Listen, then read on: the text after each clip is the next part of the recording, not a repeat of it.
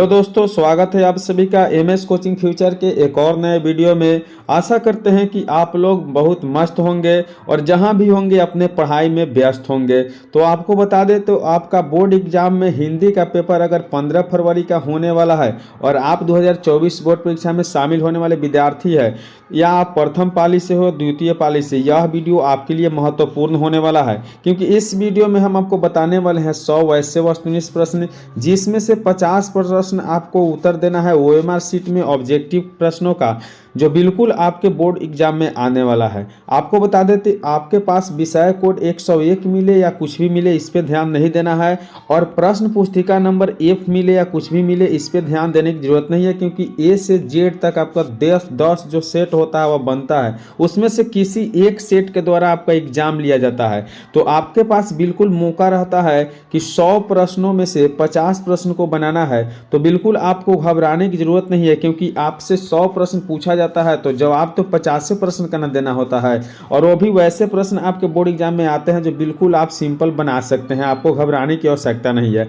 तो चलिए हम देरी नहीं करते हुए वीडियो को शुरू करते हैं, और आज के क्लास में आज के वीडियो में आप शुरू से अंत तक बने रहिएगा क्योंकि आज के प्रश्न जो है और आज का जो वीडियो में बताए हुए सभी प्रश्न है वो बिल्कुल आपके लिए इंपॉर्टेंट यानी VVI प्रश्न है। अगर इस वीडियो को कंप्लीट आप देख लेते हैं तो बिल्कुल आपका 50 ऑब्जेक्टिव प्रश्न साधारण होगा और अच्छे तरीके से आप बना भी लीजिएगा। तो चलिए हम देरी नहीं करते हुए वीडियो को शुरू करते हैं और देखते हैं कि आज का वीडियो का पहला प्रश्न क्या है। दिया हुआ है कि सब पुराने अच्छे नहीं होते हैं, सब नए खराब भी नहीं होते हैं।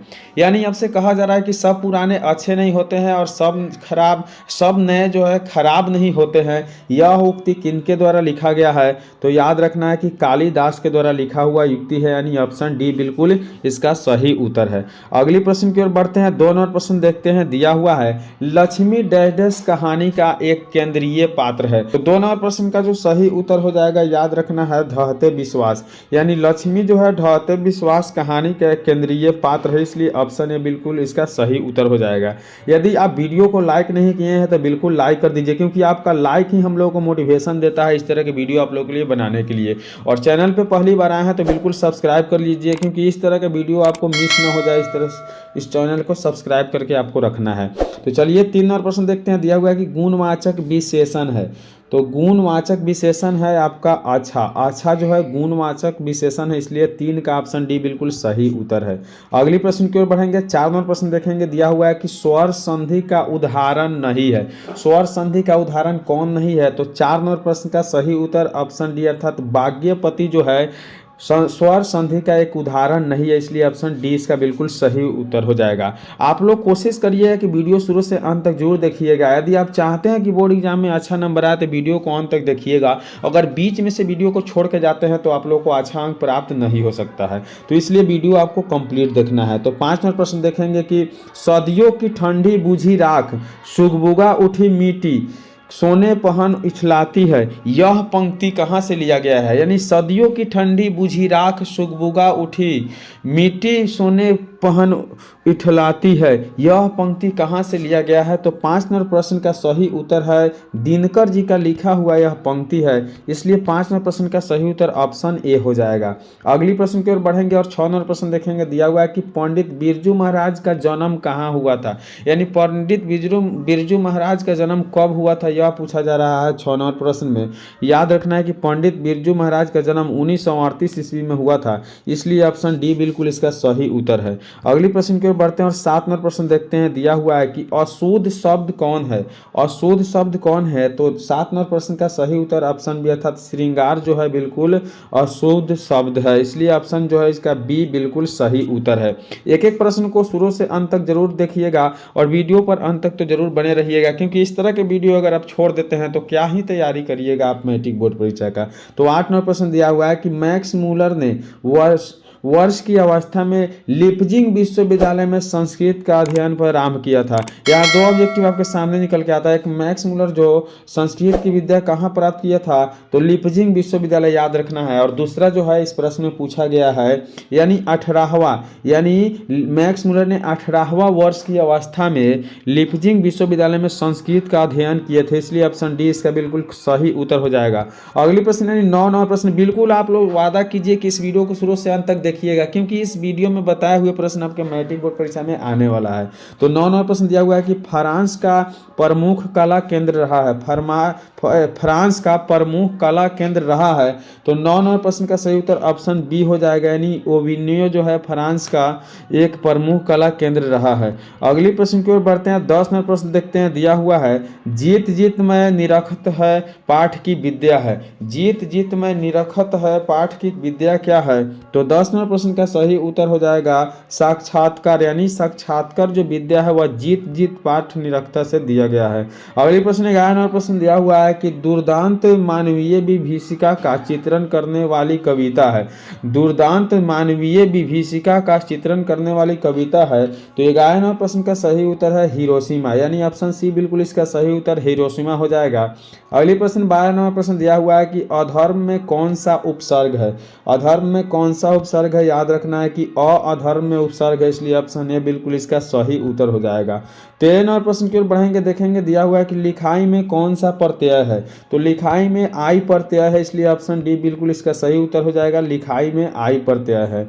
अगली प्रश्न 14 नंबर प्रश्न दिया हुआ है कि अति सुधो स्नेह का मार्ग है जहीं के नेकु स्यापन, यानी सियाना बांक नहीं। फिर से हम लोग पढ़ेंगे क्वेश्चन, अति सुधो स्नेह को मार्ग है जहीं नेकु सयानप बांक नहीं, यह पंक्ति किस कवि का है? तो याद रखना है कि 14 नंबर प्रश्न का सही उत्तर ऑप्शन डी, यानी घानानंद का लिया हुआ युक्ति है। अगली प्रश्न 15 नंबर प्रश्न देखेंगे, दिया हुआ है नलिन बिलोचन शर्मा का जन्म हुआ था। नलिन बिलोचन शर्मा का जन्म कब हुआ था, यह आपसे 15 नंबर प्रश्न में पूछा जा रहा है। तो बिल्कुल याद रखना है कि नलिन बिलोचन शर्मा का जन्म 1916 ईस्वी में हुआ था, इसलिए ऑप्शन सी बिल्कुल सही उत्तर है। बिल्कुल आप लोग वीडियो को शुरू से अंत तक देखिएगा। यदि अभी तक आप लाइक नहीं किए हैं तो बिल्कुल लाइक करके चैनल को सब्सक्राइब कर लीजिए। दिया हुआ है 16 नंबर प्रश्न की हिंदी के आदि कवि है। हिंदी के आदि कवि, तो 16 नंबर प्रश्न का सही उत्तर चंदर बरदाई हिंदी के आदि कवि है। 17 नंबर प्रश्न देखेंगे, दिया हुआ है कि सांवरदैया भाषा का सफल कहानीकार कौन है। तो सांवरदैया का जो कहानीकार भाषा है वह है, आपको याद रखना है कि राजस्थानी भाषा, ऑप्शन डी सही उत्तर है। अगली प्रश्न 18 नंबर प्रश्न देखेंगे, दिया हुआ है कि साहित्य के निर्माण में प्रतिभाशाली मनुष्य की भूमिका है। तो साहित्य के निर्माण में प्रतिभाशाली मनुष्य की भूमिका निर्णायक होती है, ऑप्शन बी बिल्कुल इसका सही उत्तर है। अगली प्रश्न की ओर बढ़ेंगे। 19 नंबर प्रश्न दिया हुआ है कि रंगपा था। रंगपा कौन था? याद रखना है कि रंगपा एक जुआरी था, ऑप्शन ए इसका बिल्कुल सही उत्तर हो जाएगा। बिल्कुल हम लोग जल्दी जल्दी प्रश्न को खत्म करेंगे कि आप लोगों का समय बहुत कम लगे और आप लोग जल्दी से पूरे वीडियो को देख ले। तो 20 नंबर प्रश्न देखेंगे, दिया हुआ है कि शुद्ध वाक्य है। तो याद रखना है कि शुद्ध वाक्य रोटी ताजी है, यह शुद्ध वाक्य है, ऑप्शन बी बिल्कुल इसका सही उत्तर है 20 नंबर प्रश्न के। 21 नंबर प्रश्न देखेंगे, दिया हुआ है कि लेखक के घर में मछली कौन खाता था। लेखक के घर में मछली कौन खाता था? तो पिता, लेखक के पिता मछली खाते थे, इसलिए बी ऑप्शन बिल्कुल इसका सही उत्तर हो जाएगा। अगली प्रश्न 22 नंबर प्रश्न, लेखक के रिश्तेदार ने बहादुर पर क्या आरोप लगाए थे। लेखक के रिश्तेदार ने बहादुर पर क्या आरोप लगाए थे? याद रखना है पैसे चुराने का आरोप, ऑप्शन ए बिल्कुल सही उत्तर है। बिल्कुल हम लोग जल्दी जल्दी देख लेंगे वीडियो को, ताकि वीडियो हमारा खत्म भी हो जाए, आपका समय का भी बचत हो जाए, क्योंकि समय आपके लिए बहुत इंपॉर्टेंट है। तो चलिए आप लोग वीडियो को अंत तक देखिएगा जरूर, यह वादा किए थे आप लोग तो बिल्कुल देखना है। 23 नंबर प्रश्न है कि मेरे बिना तुम प्रभु पाठ लेखक है। मेरे बिना तुम प्रभु पाठ के लेखक है, याद रखना है कि रैनर मारिया रिल्के के द्वारा लिखा हुआ है प्रश्न पाठ मेरे बिना तुम प्रभु, इसलिए ऑप्शन डी बिल्कुल सही उत्तर है। अगली प्रश्न 24 में प्रश्न दिया हुआ है कि तत्पुरुष समास का उदाहरण नहीं है। तो तत्पुरुष समास का उदाहरण क्या नहीं है? 24 नंबर प्रश्न का सही उत्तर ऑप्शन डी था चौराहा जो है तत्समास प्रश्न का जो है तत्समास का उदाहरण नहीं है, इसलिए ऑप्शन डी बिल्कुल सही उत्तर है। अगली प्रश्न 25 नंबर प्रश्न दिया हुआ है कि अव्ययी भाव समास में पद प्रधान होता है। तो 25 नंबर प्रश्न का सही उत्तर ऑप्शन ए अर्थात पूर्व पद प्रधान होता है अव्ययी भाव समास में, याद रखना है। अगली प्रश्न 26 नंबर प्रश्न दिया हुआ है कि भारत में बेरोजगारी का मुख्य कारण है। तो भारत में बेरोजगारी का मुख्य कारण जो है वह जाति प्रथा है, इसलिए ऑप्शन ए बिल्कुल सही उत्तर है, याद रखना है। अगले प्रश्न की ओर बढ़ेंगे और 27 नंबर प्रश्न देखेंगे कि शुद्ध वाक्य कौन है। शुद्ध वाक्य कौन है, तो 27 नंबर प्रश्न का सही उत्तर ऑप्शन ए अर्थात अभिलाषा जो है बिल्कुल शुद्ध वाक्य है। अगली प्रश्न की ओर बढ़ेंगे और 28 नंबर प्रश्न देखेंगे, दिया हुआ है घनानंद कवि है। घनानंद कैसा कवि है, तो याद रखना है कि रीति मुक्त कवि घनानंद है, इसलिए 28 का ऑप्शन है बिल्कुल सही उत्तर है। बिल्कुल वीडियो को अंत तक देखना है, क्योंकि वीडियो को अगर अंत तक देखते हैं तो इसमें से 50 प्रश्न आपके बोर्ड एग्जाम में 100% रहने वाला है। तो चलिए 29 नंबर प्रश्न देखेंगे, दिया हुआ है जन्म से ही पागल है। जन्म से कौन पागल है, याद रखना है कि पापती जो है जन्म से पागल है, इसलिए ऑप्शन बी बिल्कुल इसका सही उत्तर है। अगली प्रश्न की ओर बढ़ेंगे और 30 नंबर प्रश्न देखेंगे, दिया हुआ है लेखक को मछली खाने से किसने मना किया। लेखक को मछली खाने से किसने मना किया, तो 30 नंबर प्रश्न का सही उत्तर है माँ ने, यानी लेखक के जो माँ है वह मछली खाने के लिए मना किए थे, ऑप्शन बी बिल्कुल इसका सही उत्तर हो जाएगा। 31 नंबर प्रश्न दिया हुआ है कि पंडित बिरजू महाराज साल के थे तभी उनके पिता का देहांत हो गए थे।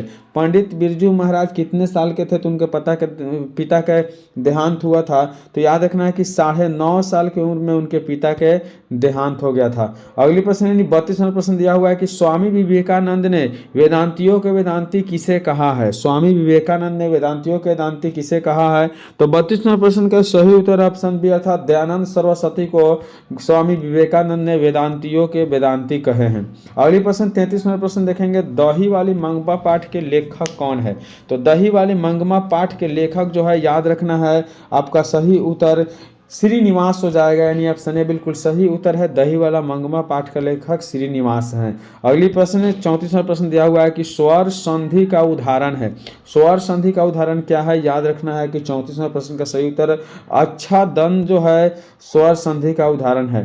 35वां प्रश्न देखेंगे, दिया हुआ है कि ललित एक निबंध है। ललित निबंध है, तो 35वां प्रश्न का सही उत्तर हो जाएगा नाखून क्यों बढ़ते हैं, यह ललित निबंध है, ऑप्शन बी बिल्कुल सही उत्तर हो जाएगा। बिल्कुल इस तरह के वीडियो आपको मिस नहीं करना है और चैनल को सब्सक्राइब करके रखना है, क्योंकि अगर आप इस चैनल को सब्सक्राइब नहीं करते हैं तो आपको इस तरह के वीडियो छूट जाएंगे। तो 36वां प्रश्न दिया हुआ है कि नौबत खाने में इबादत पाठ के केंद्र है। तो 36वां प्रश्न का जो सही उत्तर हो जाएगा ऑप्शन बी अर्थात बिस्मिल्लाह खां जो है नौबत खाने में इबादत का एक क्या है, एक केंद्र है। अगली प्रश्न 37वां प्रश्न देखेंगे, दिया हुआ है कि सर्वनाम का भेद है। सर्वनाम का भेद क्या है, तो याद रखना है कि संबंधवाचक जो है सर्वनाम का एक भेद है। अगली प्रश्न देखेंगे, 3 बेटे की माँ है। 3 बेटे की माँ है, इस प्रश्न का सही उत्तर है सीता, यानी सीता के पास 3 बेटे हैं, याद रखना है ऑप्शन बी बिल्कुल सही उत्तर है। अगले प्रश्न 39वां प्रश्न देखेंगे, दिया हुआ है कि निम्नलिखित में सर्वनाम है। निम्नलिखित में सर्वनाम क्या है, याद रखना है कि सर्वनाम अच्छा है, इसलिए ऑप्शन बी बिल्कुल इसका सही उत्तर है। अगली प्रश्न की ओर बढ़ेंगे और 40वां प्रश्न देखेंगे, रामधारी सिंह दिनकर रचित पाठ है। रामधारी सिंह दिनकर के द्वारा लिखा हुआ कौन पाठ है, तो 40वां प्रश्न का सही उत्तर ऑप्शन बी अर्थात जनतंत्र का जन्म जो है रामधारी सिंह दिनकर के द्वारा लिखा हुआ पाठ है, इसलिए ऑप्शन बी बिल्कुल इसका सही उत्तर है। अगले प्रश्न 21वां प्रश्न, आजकल भारतीय पहनावे बदल गए हैं, इस वाक्य में पहनावे कौन सी संज्ञा है। तो इस वाक्य में जो है पहनावे आपको बता दे तो जातिवाचक संज्ञा, इसलिए ऑप्शन ए बिल्कुल इसका सही उत्तर है। अगली प्रश्न 42वां प्रश्न दिया हुआ है कि मैं आप चला जाऊंगा, इस वाक्य में आप कौन सा सर्वनाम है। मैं आप चला जाऊंगा, इस वाक्य में आप कौन सा सर्वनाम है। 42वें प्रश्न का सही उत्तर निजवाचक सर्वनाम, यानी ऑप्शन बी बिल्कुल इसका सही उत्तर है। अगले प्रश्न की ओर बढ़ेंगे, 43वां प्रश्न देखेंगे, दिया हुआ है कि प्रविशेषण शब्द किसकी विशेषता बताता है। प्रविशेषण शब्द किसकी विशेषता बताता है, तो 43वें प्रश्न का जो सही उत्तर है ऑप्शन सी, यानी विशेषण की विशेषता बताता है। चलिए अगली प्रश्न की ओर बढ़ते हैं। 44वां प्रश्न देखेंगे, दिया हुआ है कि मीरा को जिंदगी से बहुत घृणा है, इस वाक्य में किस कारक की विभक्ति है। तो 44वें प्रश्न का सही उत्तर ऑप्शन है अर्थात करणकारी विभक्ति है, करण कारक, ठीक है। अगले प्रश्न की ओर बढ़ेंगे। 45वें प्रश्न देखेंगे, दिया हुआ है कि भूतकाल कितने प्रकार के होते हैं। तो भूतकाल याद रखना है कि यह जो है 6 प्रकार के होते हैं, ऑप्शन डी बिल्कुल सही उत्तर है। अगले प्रश्न की ओर बढ़ेंगे और 46वां प्रश्न देखेंगे, दिया हुआ है कि व्यायाम का संधि विच्छेद है। व्यायाम का संधि विच्छेद क्या है, तो 46वें प्रश्न का सही उत्तर ऑप्शन बी अर्थात बी जोड़ आयाम जो है व्यायाम का संधि विच्छेद है, इसलिए ऑप्शन बी बिल्कुल सही उत्तर है। 47वां प्रश्न क्या है, नीरव का संधि विच्छेद। नीरव का संधि विच्छेद क्या होने वाला है, तो 47वें प्रश्न का सही उत्तर ऑप्शन बी अर्थात निह जोड़ रव जो है नीरव का संधि विच्छेद है, इसलिए 47 का सही ऑप्शन बी है। अगली प्रश्न 48 प्रश्न दिया हुआ है कि अजन्म में कौन सा समास है। अजन्म में कौन सा समास है? तो 48वें प्रश्न का सही उत्तर अव्ययी भाव समास यानी ऑप्शन ए बिल्कुल सही उत्तर है। अगली प्रश्न 49 नंबर प्रश्न देख रहे हैं, दिया हुआ है कि जन्म मरण में कौन सा समास है।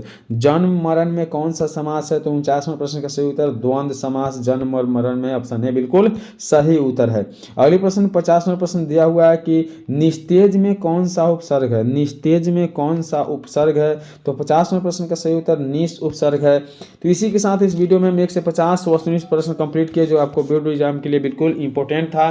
तो अभी तक वीडियो को लाइक नहीं किया है तो बिल्कुल लाइक करके चैनल को, पहली बार आए हैं चैनल पे तो सब्सक्राइब कर लेना है, क्योंकि इस तरह की वीडियो छूट ना जाए, इसलिए इस चैनल को सब्सक्राइब करके रखना है। चलिए मिलेंगे अगले वीडियो में, तब तक के लिए बाय।